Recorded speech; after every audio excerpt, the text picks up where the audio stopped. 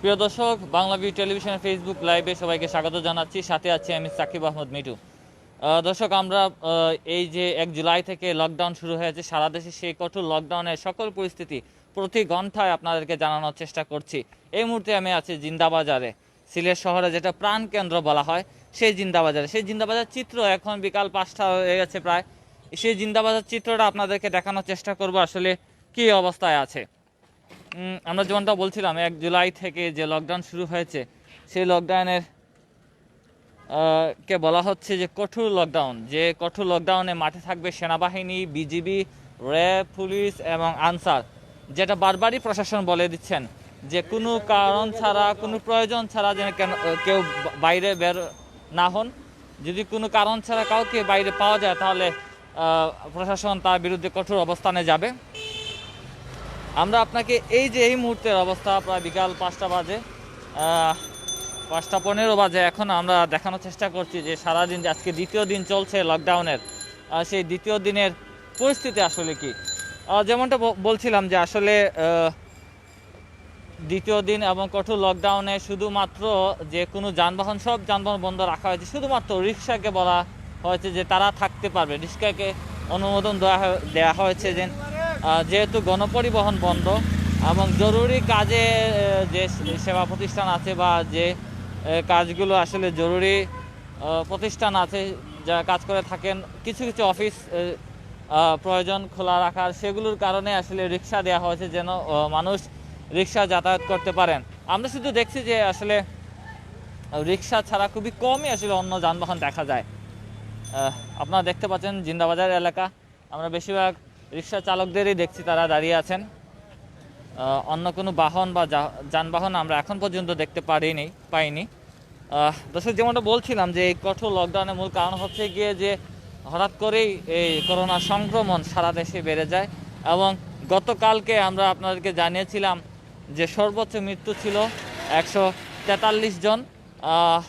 সেই 143 জন আজকে পর্যন্ত এখনও আমরা আপডেট পাইনি, আমরা আপডেট পেলে আপনাদেরকে জানাবো।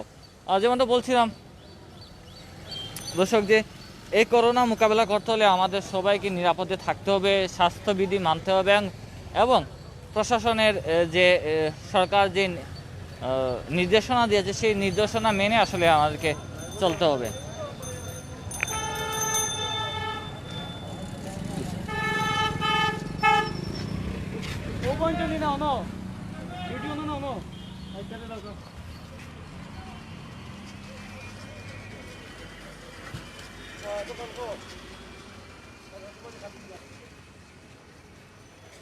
দর্শক, যেমনটা বলছিলাম আসলে সারা দেশেই লকডাউন চলছে। সেই লকডাউনের ক্ষেত্রে যে দোকানপাটগুলো আছে সেই দোকানপাটগুলো আসলে বন্ধ রয়েছে এবং শপিং মলও বন্ধ রয়েছে। শুধুমাত্র প্রশাসন থেকে অনুমোদন দেওয়া হয়েছিল, যেমনটা বলছিলাম, যে খাবারের দোকান থাকবে, অবশ্যই খাবারের দোকান, শুধু টেকওয়ে হবে। রেস্টুরেন্টগুলো টেকওয়েতে অনলাইনে অর্ডারের পর তারা সেই খাবার বাসায় নিয়ে খাবার খেতে পারবেন, কিন্তু দোকানে রেস্টুরেন্টে বসে কিন্তু খাবার খাওয়া যাবে না। এছাড়াও যে মুদির দোকান বলা হয়েছে সেগুলো হচ্ছে বাজার, যেগুলো কাঁচা বাজার, মুদির দোকান, সেগুলো সকাল 9টা থেকে 5টা পর্যন্ত উন্মুক্ত স্থানে সেই বাজার করার নির্দেশনা দেওয়া হয়েছে।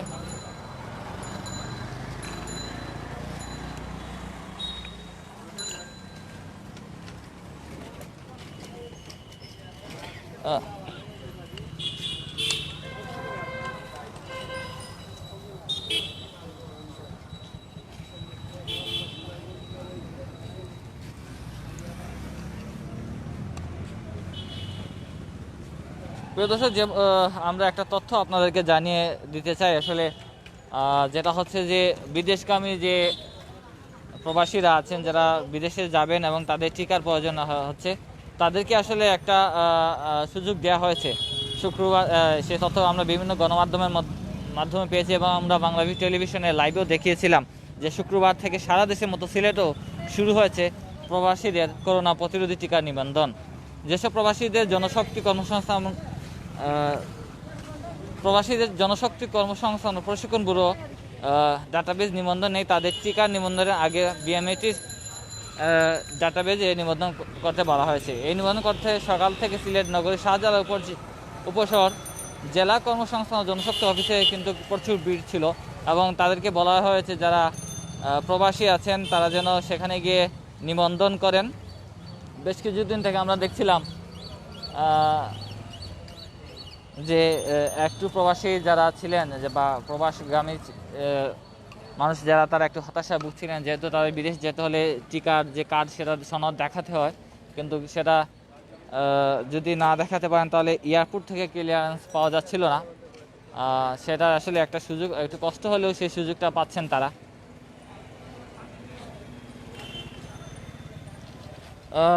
প্রিয় দর্শক, আমরা একটু আপনাদেরকে শহরের অন্য এলাকাটা দেখানোর চেষ্টা করব। জিন্দাবাজার থেকে চুয়াঠার রোডে আমরা একটু যাওয়ার চেষ্টা করব।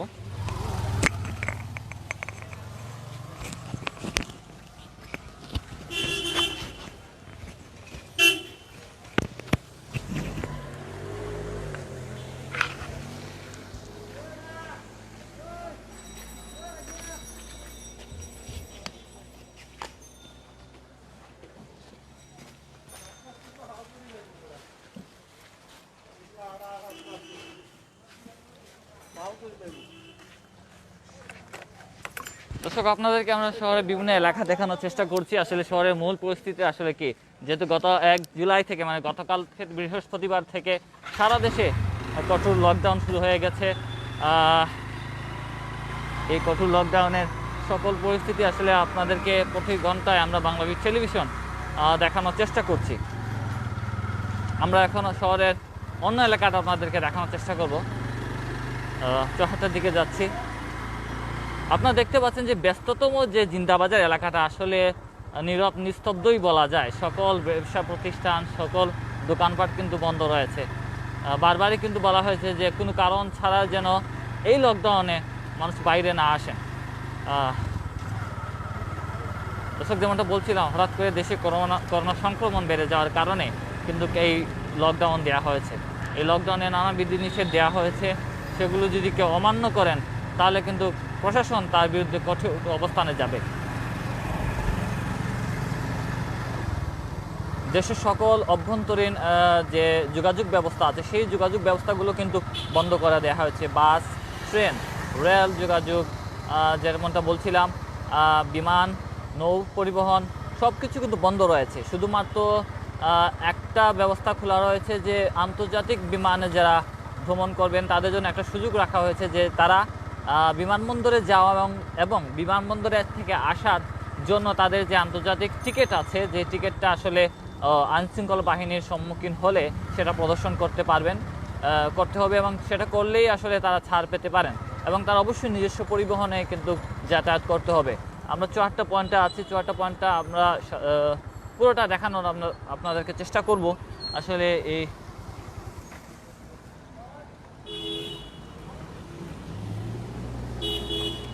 বলা যায় একই অবস্থা, আসলে শুধু রিক্সাই বেশিরভাগ দেখা যাচ্ছে এবং যে আশেপাশে আমরা যদি বলি সেটা হচ্ছে এই চুয়াট্টা এলাকায় মূলত ওষুধের দোকানগুলো আসলে খুব বেশি। সেই ওষুধের দোকানগুলো আমরা দেখতে পাচ্ছি খোলা আছে, তাছাড়া অন্য সব ব্যবসা প্রতিষ্ঠানগুলো বন্ধ আছে। রাস্তাটা যেহেতু আজকে সারাদিনই থেমে থেমে বৃষ্টি হচ্ছিল, বৃষ্টির কারণে আসলে দেখতে পাচ্ছেন ওয়েদারটা কিছুটা ঠান্ডা আছে এখানে।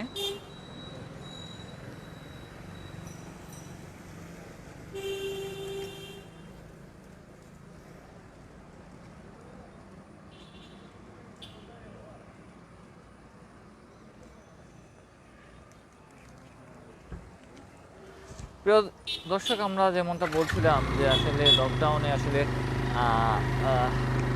খেটে খাওয়া মানুষ, দিনমজুর যারা আছেন তাদের আসলে অনেকটা কষ্ট হয়ে যায়। তারা আসলে এই লকডাউনে অনেক কষ্টে থাকেন, তাদের আয় বন্ধ হয়ে যায়। তারা যারা সংসারে পরিবারের লোকজন আছেন তাদেরকে নিয়ে আসলে অনেক কষ্টে থাকতে হয়, খাবারের সংকট পড়ে যায়। এর আগে যে লকডাউন হয়েছিল আমরা দেখতে পেয়েছি যে প্রচুর হৃদয়বান মানুষ, সামর্থ্যবান মানুষ তারা কিন্তু মানুষের সাহায্যে এগিয়ে এসেছেন। রাস্তায় রাস্তায় খাবার নিয়ে বের হয়েছিলেন এবং যাদের বাড়িতে খাবার নেই তাদেরকেও কিন্তু খাবার দেওয়া হয়েছিল বাড়ি বাড়ি নিয়ে। বিভিন্ন সংগঠনকেও আমরা দেখেছি তারা মোটরসাইকেলে করে তারা খাবার নিয়ে গেছেন এবং একটি কল সেন্টারও তারা করেছিলেন, যে কল সেন্টারের মাধ্যমে যদি কারো বাসায় বা কারো খাবারের সংকট হয় তারা যেন কল দেন, কল দিলে খাবার পৌঁছে দিবেন। সেই সরকার থেকেও কিন্তু এরকম অনেক বড় বড় যে কাজ করা হয়েছে, যে তারা খাবারের জন্য প্রশাসনও কিন্তু খাবার পৌঁছে দিয়েছেন, পুলিশ খাবার পৌঁছে দিয়েছে, সরকারের বিভিন্ন সংগঠন কিন্তু নানানভাবে মাঠে ছিল। আমরা আশা করব এই লকডাউনে যারা সমস্যা আছেন তাদেরকেও আসলে সহযোগিতা দেওয়া হবে। আপনারা জানেন বিভিন্ন সংগঠন বৃত্তমানরা কিন্তু এগিয়ে আসেন, আমরা আশা করি সেটাও দেখতে পাবো। আমরা অবশ্যই আপনাদেরকে দেখানোর চেষ্টা করব। আমরা যাচ্ছি সিলেট শহরের যে আম্বরখানা রোড, সেই আম্বরখানার দিকে যাচ্ছি। আসলে আম্বরখানার অবস্থাটা আমরা দেখানোর চেষ্টা করব। আম্বরখানায় একটা বাজার আছে, যেহেতু বাজারের অবস্থা আসলে বাজার থাকায় একটু অন্য এলাকার থেকে একটু মানুষের সমাগম একটু বেশি দেখা যাচ্ছে।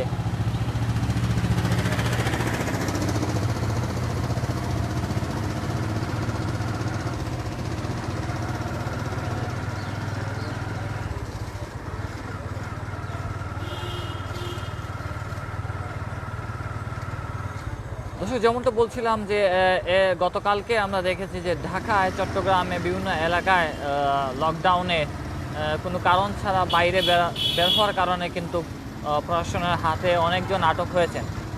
সিলেটে আমরা এখন পর্যন্ত এমন কোনো খবর পাইনি। যদি আমরা খবর পাই তাহলে অবশ্যই আপনাদেরকে জানাবো। এমন কোনো ঘটনা এখনও ঘটেনি।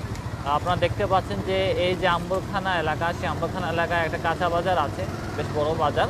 সেই বাজারের কারণে আসলে এই যে এলাকাটা দেখতে পাচ্ছেন, সেই এলাকায় কিছুটা ভিড় আছে, দেখতে পারেন আপনারা নিশ্চয়ই আমাদের ক্যামেরার মাধ্যমে দেখতে পাচ্ছেন যে এই বাজারের এলাকাটা।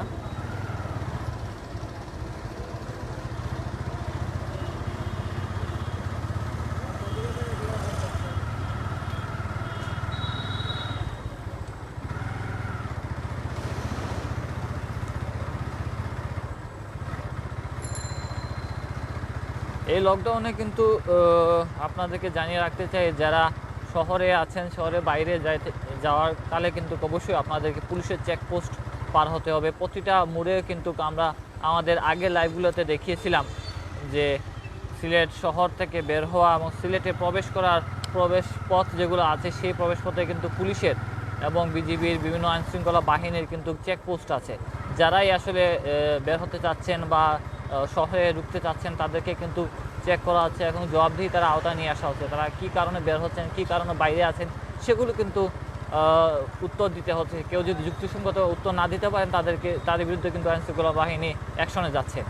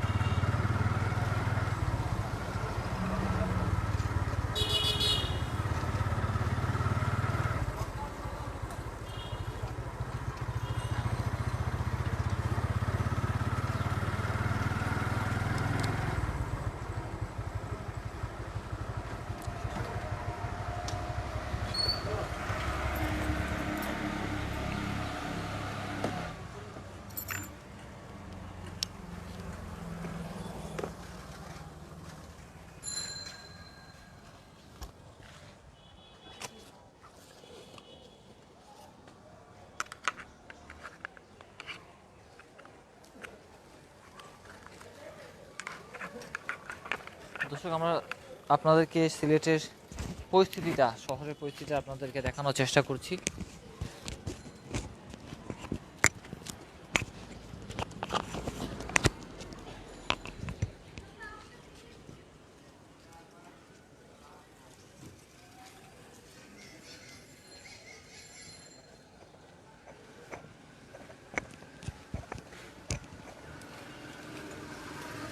দর্শক, আমরা যেমনটা বলছিলাম যে আজকে দ্বিতীয় দিন চলছে কঠোর লকডাউনের। সেই কঠোর লকডাউন প্রথম দিন বৃহস্পতিবার থেকে আমরা কিন্তু প্রতি ঘন্টায় আপনাদেরকে আপডেট দিচ্ছিলাম, সে সর্বশেষ সংবাদ দেওয়ার চেষ্টা করেছি।